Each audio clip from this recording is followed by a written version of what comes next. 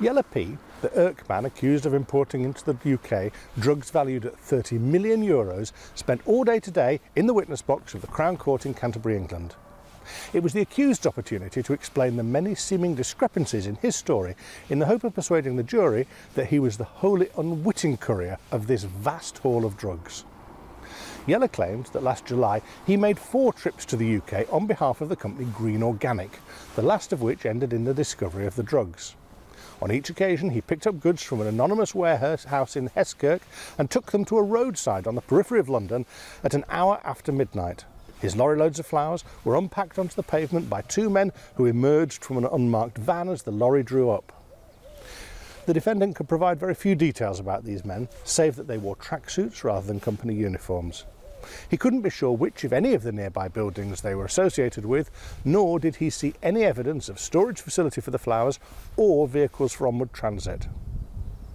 The court's attention was then drawn to the CRM notes that are legally required to document all goods in transit.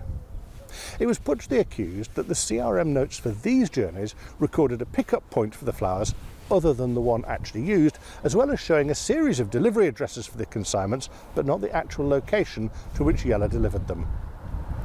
Despite this, the CRM notes showed signatures against each of 5 drop-off addresses at various points in southern England. Investigations have established that none of these were expecting nor have previously received deliveries of flowers from the Netherlands. The accused responded that such discrepancies were standard practice in the delivery business and that during his 18 years as a haulier, his actual delivery addresses had frequently been conveyed on handwritten scraps of paper and been at odds with the CRMs.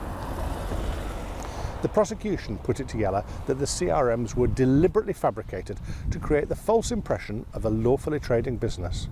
The accused said this was not the case. He was asked if he was aware that some HGV drivers engaged in criminality. He said that he was, but when asked what steps he took to ensure that he didn't deliver illegal cargoes, he had no answer.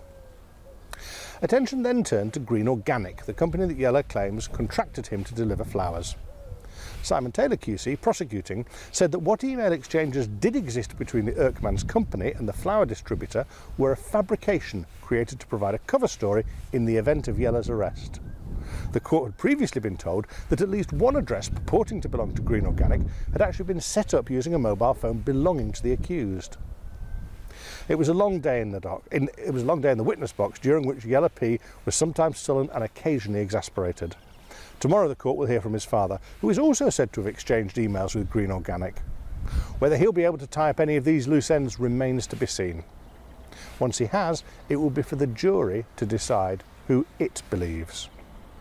This is Tim Dawson in Canterbury, England, reporting for Omroep Flevoland.